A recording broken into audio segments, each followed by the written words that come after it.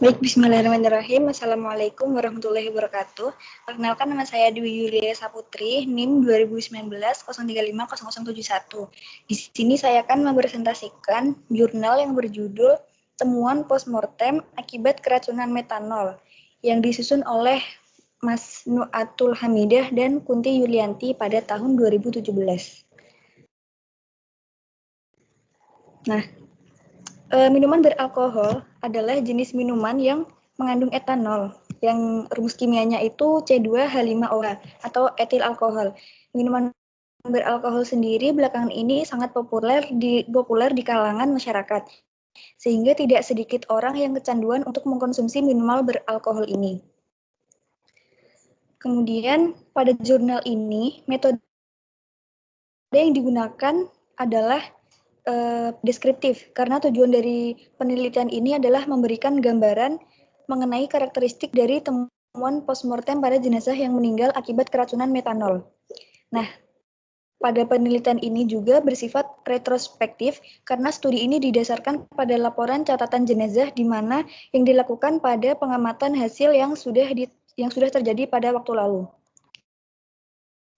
Penelitian ini dilakukan pada bagian ilmu kedokteran forensik di RSUP pada bulan April sampai Agustus tahun 2014. Jenis data yang digunakan pada penelitian ini adalah jenis data sekunder, di mana data ini diperoleh dari register dan laporan pemeriksaan jenazah di instalasi kedokteran forensik RSUP.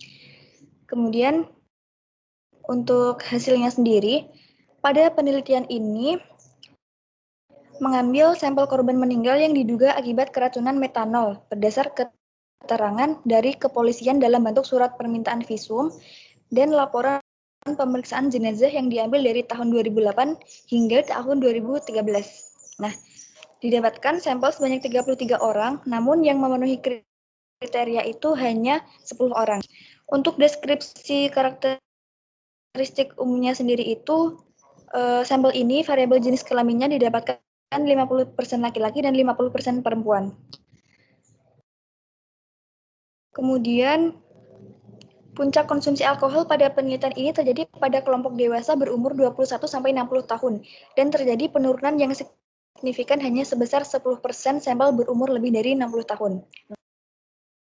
Nah, pada penelitian ini, sampel yang digunakan adalah warga negara asing. Kemudian untuk deskripsi pemeriksaan toksikologinya itu sendiri, hasil penelitian didapat 70% sampel meninggal dengan kadar metanol darah lebih dari 300 ppm. Terdapat satu sampel dengan kadar metanol yang belum dikategorikan dalam dosis toksik minimum karena kurang dari 100 ppm dan 2 sampel termasuk dalam dosis toksik. 30 sampel mempunyai kadar metanol darah yang sangat ekstrim, yaitu lebih dari 1.500 ppm. Metanol urin positif pada 60% sampel, dan pada 40% sampel tidak dilaporkan kadar metanolnya. Kemudian untuk deskripsi pemeriksaan autopsi, itu terdapat beberapa variabel, seperti bintik perdarahan ditemukan di organ paru-paru pada 80% sampel, kemudian ditemukan juga di jantung, di otak, kemudian di ginjal, tenggorokan, dan di kerongkongan. Kemudian dilatasi pembuluh darah itu terjadi pada semua sampel dilatasi pada otak besar dan ginjal. Pada 80% sampel terjadi dilatasi pada otak kecil dan vena leher atau vena jugularis. Pada 60% sampel ditemukan dilatasi pada batang tenggorokan atau bronkus, dan lain sebagainya. Untuk deskripsi pemeriksaan histopatologi, pada keempat sampel organ pada pemeriksaan histopatologi menunjukkan terjadi dilatasi histopatologi pembuluh darah lebih dari 50% pada sampel.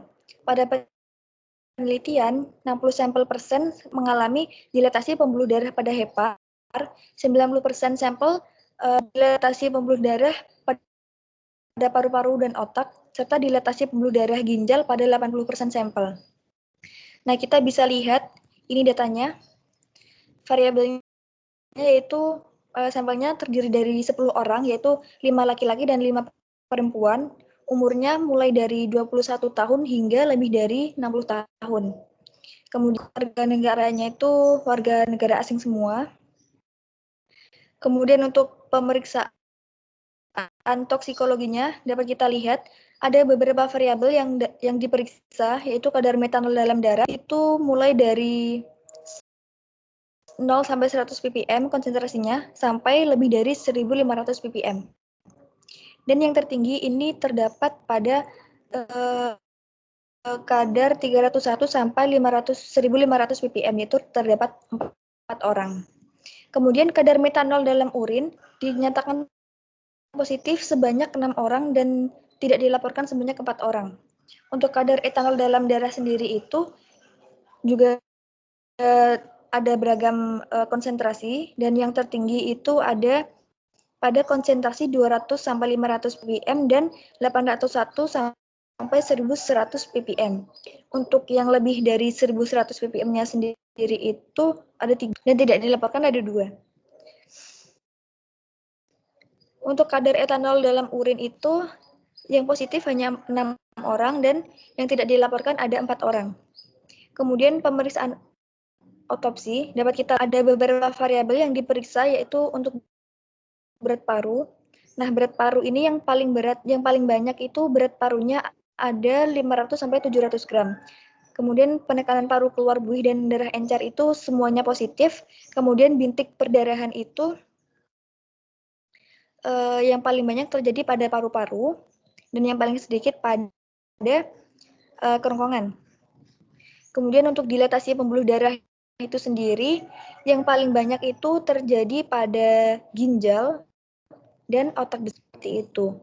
Untuk bercak perdarahannya, pada hasil pemeriksaan otopsi ginjal terdapat 2, pada jantung terdapat 8, dan pada lambung terdapat 4.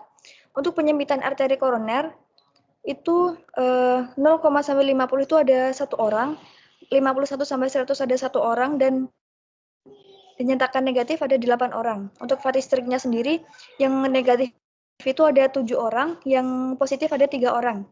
Untuk resapan darah tulang karang itu sendiri, yang negatif ada 4 orang, yang positif ada 6 orang. Untuk pemeriksaan histopatologi itu sendiri ada beberapa variabel yang diperiksa, yaitu ada di hati, paru-paru, ginjal, dan otak. Pada variabel hati, dilatasi pembuluh darah itu ada 6 orang, pelebaran sinusoid itu tertinggi yaitu ada 7 orang, kemudian perlemakan hati ada 3 orang. Pada paru-paru sendiri, pada makrofag itu ada 10 orang, atau semua orang itu dinyatakan positif. Kemudian untuk dilatasi pembuluh darah itu ada 9 orang.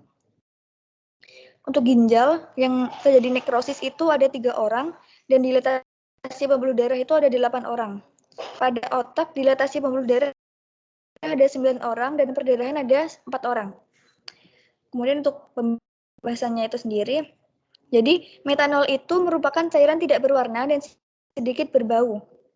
Kemudian penggunaan metanol untuk konsumsi tidak dibenarkan karena metanol adalah zat tidak layak konsumsi dan beracun bagi tubuh. Dibandingkan alkohol, metanol mempunyai dosis toksik yang lebih tinggi.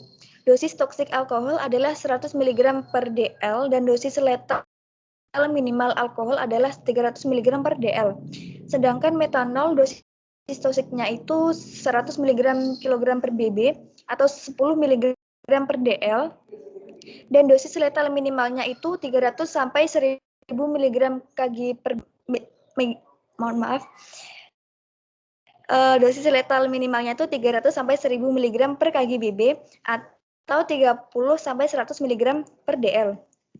Nah, untuk efek utama metanol itu yaitu dapat memabukkan, produk metaboliknya dapat menyebabkan asidosis metabolik, kebutaan, dan kematian setelah periode laten 6 sampai 48 jam. Dosis toksik metanol ini akan mengakibatkan munculnya gejala-gejala akibat keracunan metanol seperti penurunan kesadaran, gangguan penglihatan, serta mual dan muntah. Namun tidak secara cepat mengakibatkan kematian. Hubungan antara dosis dengan efek zat pada tubuh dapat berbeda-beda karena dipengaruhi oleh faktor-faktor seperti waktu pengambilan sampel, variasi individu, konsentrasi metabolit, kemudian serta masuknya etanol yang bisa menurunkan toksisitas metanol. Nah, pada pemeriksaan otopsi ini didapatkan dilatasi pembuluh darah pada ginjal yang terjadi pada semua sampel dan dilatasi pada otak besar terjadi pada 90% sampel. Hal ini tidak berbeda penelitian yang sebelumnya yang menyatakan dilatasi otak besar terjadi pada 100% sampel. Pada penelitian ini ditemukan bercak perdarahan di jantung pada 80% sampel dan di ginjal pada 20% sampel. Adanya bercak perdarahan pada jantung dan ginjal adalah akumulasi dari bintik perdarahan yang merupakan suatu tanda asfiksia. Sedangkan bercak perdarahan pada lambung yang terjadi pada 40% sampel adalah sebagai tanda adanya iritasi dan inflamasi pada mukosa lambung akibat adanya metanol atau etanol yang mengakibatkan pH menjadi lebih rendah. Seperti itu. Pada pemeriksaan histopatologi, terdapat pelebaran sinusoid hepar terjadi pada 70% sampel.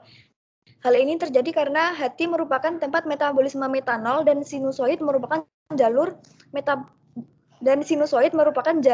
menuju hepatosit sebagai unit fungsional hati. Selain itu, pelebaran sinusoid merupakan efek dari adanya obstruksi vena hepatika yang terjadi pada asfiksia organ hati. Nah, dari data penelitian dan hasil pembahasannya tadi, dapat disimpulkan bahwa kerusakan organ pada sampel itu bersifat sistemik. Kemudian temuan postmortem berupa tanda-tanda asfiksia dan ditemukannya faktor predisposisi yang memperberat kondisi sampel itu yang mengakibatkan kematian. Seperti itu. Mungkin cukup dari saya. Mohon maaf apabila ada salah kata. Saya akhiri. Wassalamualaikum warahmatullahi wabarakatuh.